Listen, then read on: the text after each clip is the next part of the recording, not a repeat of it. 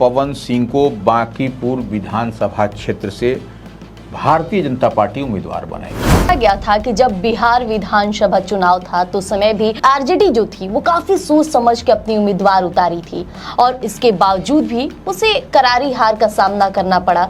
लेकिन अब वहां से अगर किसी राजपूत समाज को उतारा जाएगा तो क्या रहेगा, मुकाबले क्या रहेंगे, लोगों की सोच क्या रहेगी? यह जब पावर स्टार पवन सिंह होंगे तो ये समीकरण पूरा ध्वस्त हो जाएगा। जनसुराज के सूत्रधार भी लड़ेंगे। बिहार विधानसभा में भी उतारे थे उम्मीदवार। हाँ, नहीं खुद लड़ेंगे खुद लड़ेंगे यहाँ से बांकीपुर से। संजय मयूख अगर काय समाज से है तो ये इनको भी जो है सो दाव आजमाइश किया जा सकता है। तो सर, अब तक देखा गया था कि पावर स्टार पवन सिंह को राज्यसभा जाने की भी बातें चली, लेकिन वो नहीं गए और आपने कई बार कहा है कि जरूर बीजेपी उन्हें एक बड़ा उपहार देगा और अब सामने आ रहा है। देखिए, संजय मयूख का नाम चर्चे में है, पवन सिंह का नाम चर्चे में हो रही है, तो हो सकता है कि पवन सिंह को एक मौका मिल जाए शायद यहाँ पे। आपने देखा भी कि राज्यसभा में नितिन नवीन की वो सीट रही है, तो इस लिहाज से भी पूरे देश में आपको मैसेज होगा कि पावर स्टार पवन सिंह बांकीपुर से जीत करके आए हैं, बांकीपुर से चुनाव लड़ रहे हैं। जो चर्चाएं हो रही है, दीपक प्रकाश का नाम सामने आ रहा है, फिर निशांत कुमार का नाम सामने आ रहे हैं, इन लोगों की क्या भूमिका रहने वाली है? नमस्कार, मैं प्रिया राज और आप देख रहे हैं Swaraj post. Power star Pawan Singh, जिनकी चर्चाएं हर जुबान पर रहती है, कभी उनकी शादी की चर्चाएं, लेकिन बात जब राजनीति की आती है तो पवन सिंह क्या करेंगे, कैसे करेंगे और कब करेंगे, सबकी निगाहें उन पर टिकी रहती है। लेकिन अब देखिए कि पावर स्टार पवन सिंह भले ही राज्यसभा नहीं गए, लेकिन अब उनकी किस्मत की तिजोरी खुलने वाली है, चुनावी मैदान में नजर आने वाले हैं। काराकाट से हार के बाद पवन सिंह मानो की चुनाव से दूरी ही बना ली हो, लेकिन अब फिर से वही पावर स्टार गरजने वाला है आपके बीच। जिस सीट से पावर स्टार की चर्चाएं है, वहां पे कई धुरंधर है।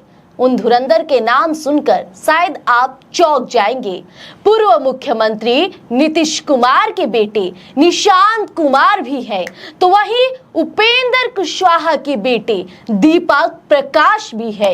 इन दो धुरंधर के बीच पावर स्टार पवन सिंह भी है।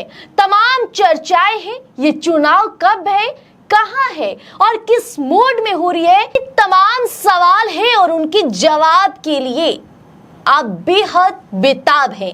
तो आप देखना शुरू कर दिए हैं पैनी नजर, हमारा खास शो, जो सीधे हमारे साथ जुड़ते हैं रवि उपाध्याय सर, वरिष्ठ पत्रकार। Sir, power star Pawan Singh की चर्चाएं जब भी होती है, लोग काफी बेताब हो जाते हैं, क्या कर रहे हैं पवन सिंह। काराकाट में सभी ने देख लिया, अब चर्चाएं जो है गलियारों में कि फिर से वो चुनावी मैदान में नजर आएंगे। क्या बात है सर, क्यों ये चर्चाएं फिर से उठनी शुरू हो गई है? नहीं, देखिए, सबसे बात समझने वाली है कि भारतीय जनता पार्टी के राष्ट्रीय अध्यक्ष नितिन नवीन, नितिन नवीन से आपने देखा था कि पावर स्टार पवन सिंह जो भोजपुरी के बड़े कलाकार हैं, उनकी मुलाकात दिल्ली में हुई थी। यह तस्वीर भी पब्लिक डोमेन में है यह बात। तो इसी तरीके से जब दो कोई पॉलिटिकल आदमी या दो बड़े नेता या इस तरीके से जब मिलते हैं तो कोई वहां पर भजन कीर्तन नहीं होता है, इतनी बात मान के रहिए। तो जब वहां पर मिले तो निश्चित रूप से नितिन नवीन भारतीय जनता पार्टी के राष्ट्रीय अध्यक्ष हैं, तो वह बात जो हुआ वह अंदर खाने में तो वही दोनों बता सकते हैं, लेकिन जितनी बात हम लोग डिकोड कर पा रहे हैं उसमें बात हुई बांकीपुर विधानसभा सीट का क्या होगा। बांकीपुर से आप जानते हैं कि निश्चित तरीके से नितिन नवीन विधायक चुने गए थे। बांकीपुर उनका गढ़ रहा है, लगातार कई दफा जीते। उनके पिताश्री भी नवीन सिन्हा इसी क्षेत्र से जीता करते थे। तो आप वो उस सेंटिमेंट को समझिए, नंबर एक। नंबर दो बात, तो वहां पर बातचीत हुई, उसके बाद से कुछ न कुछ बात छन करके आई जी। तो अब जो जानकारी जो मिल रही है कि पावर स्टार पवन सिंह को बांकीपुर विधानसभा क्षेत्र से भारतीय जनता पार्टी उम्मीदवार बनाएगी। अब देखिए अगला सवाल आपका होगा या हमारे जो व्यूअर्स हैं जो सुन रहे हैं समझ रहे हैं कि भाई ये तो कायस्थ का गढ़ बोला जाता है बिल्कुल बांकीपुर, तो यहाँ से किस तरीके से राजपूत समाज को दे दिया जाएगा। तो यह एक क्योंकि सर देखा गया था कि जब बिहार विधानसभा चुनाव था तो समय भी आरजेडी जो थी वो काफी सोच समझ के अपनी उम्मीदवार उतारी थी और इसके बावजूद भी उसे करारी हार का सामना करना पड़ा। लेकिन अब वहां से अगर किसी राजपूत समाज को उतारा जाएगा तो क्या रहेगा, मुकाबले क्या रहेंगे, नहीं लोगों देखिए की सोच क्या रहेगी। नहीं वही हम कह रहे हैं कि यह कोई गढ़ वड़ नहीं होता है जी जो बोलता है ना लोग कि गढ़ है फलना कायस्थ का गढ़ है तो ब्राह्मण का गढ़ है राजपूत का गढ़ है, गढ़ नहीं होता। जब भारतीय जनता पार्टी को लंबे समय तक सींचा है इस क्षेत्र से जी और नितिन नवीन ने, तो इतनी बात मान के चलिए कि अगर यदि पवन सिंह इस सीट से लड़ेंगे बांकीपुर वाली सीट से, जो उपचुनाव होगा इस सीट से, जब उपचुनाव होगा इस सीट पर वह लड़ेंगे तो निश्चित रूप से आपको वहां पर बेहतर करेंगे। क्योंकि आपने देखा भी था कि तमाम समीकरण को साधने के लिए जो विधानसभा का चुनाव हुआ था प्रथम चरण में ही जो वोटिंग हुई थी 2025 में 6 नवंबर को, तो उसमें आपने देखा था कि किस तरीके से रेखा कुमारी या रेखा गुप्ता को राष्ट्रीय जनता दल ने बांकीपुर से नितिन नवीन के खिलाफ उम्मीदवार बनाया था। क्यों बनाया था? क्योंकि सामाजिक समीकरण को साधने के लिए जो वैश्य वोटर हैं, जो कोर वोटर माने जाते हैं, आपको भारतीय जनता पार्टी को उसी का उम्मीदवार बना दिया था। और आपने देखा भी कि 46,363 वोट के आसपास रेखा गुप्ता को मिला था बांकीपुर से। लेकिन यह जब पावर स्टार पवन सिंह होंगे तो ये समीकरण पूरा ध्वस्त हो जाएगा और ये कंफर्टेबल किसी को कोई प्रयास करने की जरूरत है। अब देखिए कई तरीके से कयास भी लगाए जा रहे हैं कि अब जनसुराज के सूत्रधार भी लड़ेंगे। बिहार विधानसभा में भी उतारे थे उम्मीदवार। नहीं खुद लड़ेंगे खुद लड़ेंगे यहाँ से बांकीपुर से, यह बात कही जा रही है। और निश्चित रूप से जब 6 नवंबर 2025 के जब विधानसभा का चुनाव हुआ था फर्स्ट फेज का प्रथम चरण का बांकीपुर में, उस समय भी जनसुराज की प्रत्याशी वहां से थी बिल्कुल, तो वंदना कुमारी वह लड़ी थी। तो 7,000 समथिंग आसपास के वोट आए थे उसी में समेटा गई थी वो। तो अब देखिए यहाँ से लग रहा है कि प्रशांत किशोर ने नई सुगबुगाहट शुरू की है। वह बिहार की यात्रा, बिहार में फिर निकलेंगे, सब करेंगे और बिहटा में उन्होंने अपना कैंप कार्यालय भी बना लिया, तमाम तरह की बात कही। यार तो अब देखने वाली बात होगी क्या। लेकिन जब पावर स्टार पवन सिंह आएंगे तो यह समीकरण ध्वस्त हो जाएगा, नंबर 1। नंबर 2 बात, अगर कायस्थ की बात करें तो वहां पर आपको एक चीज समझने वाली बात होगी, कायस्थ से एक प्रत्याशी और भी दिखाई पड़ रहे हैं। वो कौन है? वह है संजय प्रकाश उर्फ संजय मयूख। अब आप कहिएगा कि ये कैसे, ये तो एमएलसी हैं। तो नहीं, देखिए बिहार विधान परिषद के सदस्य हैं लेकिन इनका कार्यकाल 28/6/2026 को माने अगले महीने आपको इनका कार्यकाल समाप्त हो जाएगा। बिहार विधान परिषद का जो इनका कार्यकाल है, तो संजय मयूख अगर कायस्थ समाज से है तो ये इनको भी जो है सो दाव आजमाइश किया जा सकता है।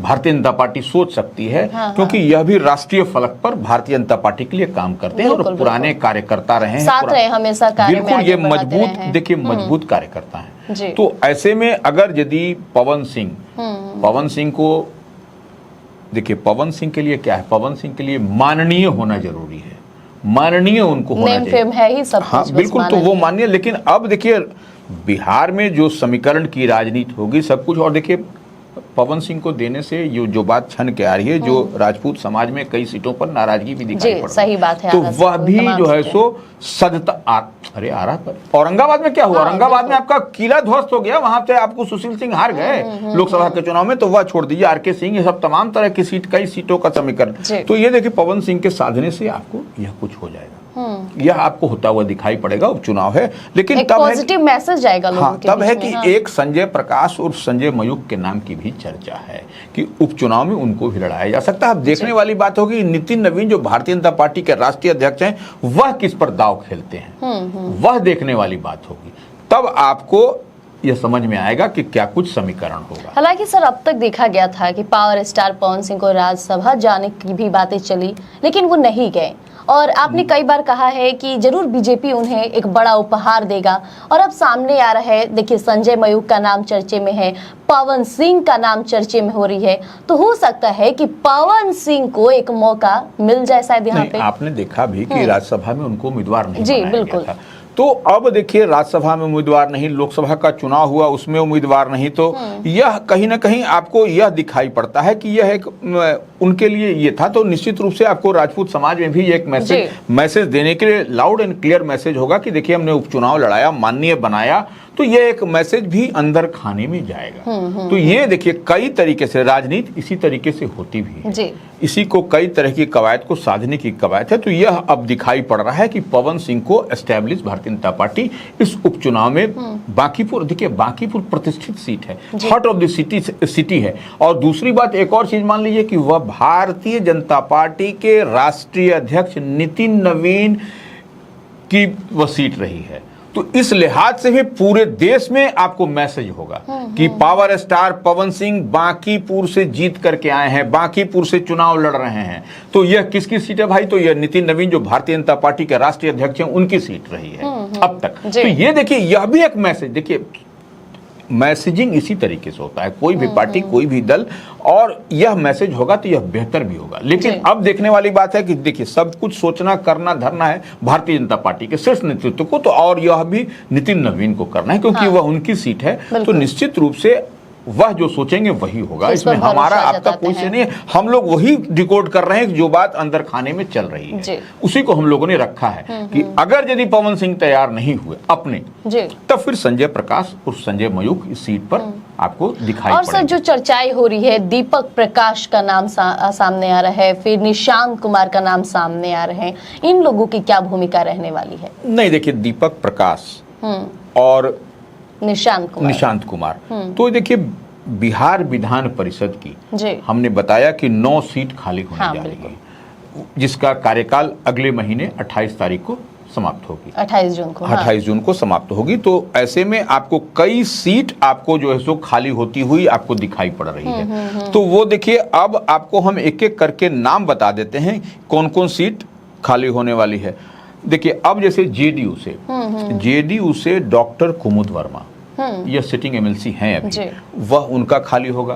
प्रोफेसर गुलाम गौस जेडीयू से हैं, उनका खाली होगा। भीषम सहनी है, उनका खाली होगा। और भगवान सिंह कुशवाहा आपने देखा भी कि वह विधानसभा कोटे से ही जो है सो गए थे, वो एमएलसी थे वो, तो वो जगदीशपुर से इस बार विधानसभा के चुनाव में जीत करके आए। तो यह 4 रिक्तियां आपको दिखाई पड़ रही हैं। भारतीय जनता पार्टी से हम कह रहे हैं वो संजय प्रकाश और संजय मयूख की हमने बात की, वह एक उनका भी टेन्योर पूरा हो रहा है। सम्राट चौधरी आपने देखा कि इस बार के विधानसभा में जीत करके आए, तो वह एमएलसी ही थे पहले, तो वह भी उनकी सीट भी भारतीय जनता पार्टी से खाली हो रही है।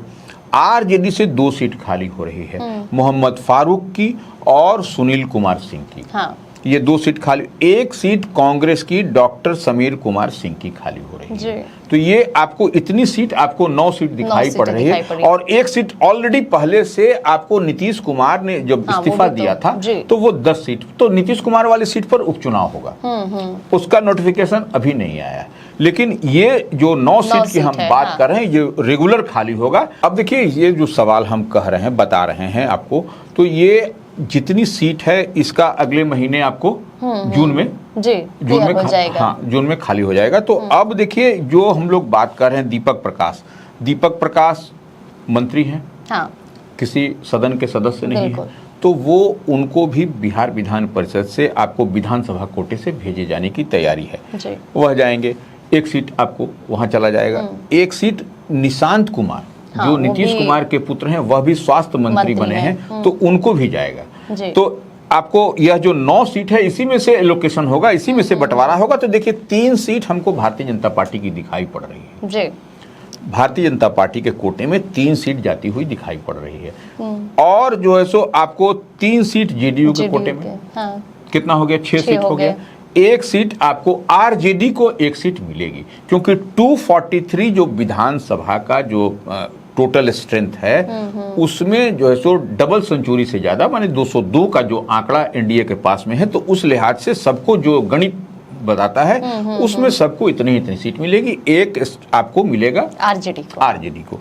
तो वो पूरी क्लियरिटी के साथ हमको दिखाई और समझ में आ रहा है कि एक सीट जब आरजेडी के पास जाएगा तो 8 सीट आपको इधर दिखाई पड़ रहा है। एक सीट जो उपचुनाव होगा, तो नीतीश कुमार वाली सीट का हम बार बार कह रहे हैं, तो उस पर किसको भेजेगी माने एनडीए डबल इंजन की सरकार, यह नहीं, लेकिन 3 सीट है। देखिए अब इसमें कुछ नामों की चर्चा है जी। अब जैसे मान लीजिए कि भारतीय जनता पार्टी से एक नाम तो पूरे मुकम्मल तौर पर हम बताते थे कि राज्यसभा के चुनाव में भी उनका नाम भारतीय जनता पार्टी कोटे से गया था, लेकिन कुछ न कुछ झोल झाल जो होता है वह हुआ। तो एक नाम वहाँ पर है, वह मुकम्मल तौर पर हमको जानकारी में है कि प्रेम रंजन पटेल का नाम है। भारतीय जनता पार्टी से एक एमएलए भी रहे, तेज तर्रार नेता है, उनका नाम है। अब देखिए एक सीट जो हम जो बता रहे हैं, इसमें एक सीट आपको लोक जनशक्ति पार्टी को भी जाएगा। लोक जनशक्ति पार्टी रामविलास, हाँ, चिराग पासवान की पार्टी को, क्योंकि 19 उनके पास में आंकड़ा है एमएलए का, तो ऐसे में जो सरप्लस है वह मिल जाएगा, तो कहीं कोई दिक्कत नहीं है। और इसमें विधानसभा कोटे से में ऐसा कुछ झोलझाल होगा भी नहीं जी। तो ये आपको देखने और समझने वाली बात है कि अब देखिए तो आपको सीट नीचे ऊपर हो रहा है, समझ रहे हैं ना। आपको निशांत को भी भेजना है, आपको दीपक प्रकाश को भी भेजना है, आपको चिराग की पार्टी को भी देना है। तो इतनी बात समझ में आ रही है। तो एक सीट हमको यहाँ दिखाई पड़ रही है बीजेपी को, एक सीट आपको जाएगी चिराग पासवान की पार्टी को। तो जो नाम अभी तक देखिए हमारे पास में, अब जेडीयू का नाम अभी तक हमारे पास में नहीं है। क्यों नहीं है? क्योंकि इतना ना उसमें माथा पच्ची हो रहा है, और भारतीय जनता पार्टी भी क्या करेगी, एक सीट और लेगी, क्योंकि दीपक प्रकाश को भी उसको भेजना है। तो वो दीपक प्रकाश को भेजना है तो वह 2 seat already Bharatiya Janata party के पास हो जाएगा, एक प्रेम रंजन पटेल, एक दीपक प्रकाश, ये 2 नाम तो है। अब क्या होगा यह गणित बताएगा आपको आगे, लेकिन इतनी बात और आप मान के चलिए कि लोक जनशक्ति पार्टी रामविलास से कुछ नामों की चर्चा है। जैसे आपको वेद प्रकाश पांडे, एक नाम ये है, एक धीरेन्द्र कुमार मुन्ना है, वह भी प्रखर प्रवक्ताओं में उनकी गिनती होती है, और वो उनके नाम की भी चर्चा है कि ये लोक जनशक्ति पार्टी रामविलास से वेद प्रकाश पांडे या फिर धीरेन्द्र कुमार मुन्ना, ये 2 नाम पर आपको यह दिखाई पड़ रहा है। और भारतीय जनता पार्टी से हमने बता दिया प्रेम रंजन पटेल, और आपको दीपक प्रकाश को भेजा जाना है।